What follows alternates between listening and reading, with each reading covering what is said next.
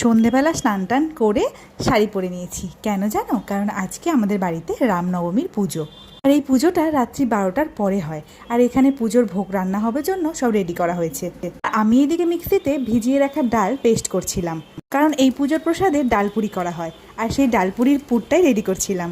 এদিকে আন্টি পুজোর ভোগ রান্না প্রায় শুরু করে দিয়েছে। আন্টিকে তো তোমরা নিশ্চয়ই চেনো যারা আমার ভিডিও দেখো। আন্টি হলো আমার কাকি শাশুড়ি। আর এখন বাজে রাত্রি প্রায় 11টা।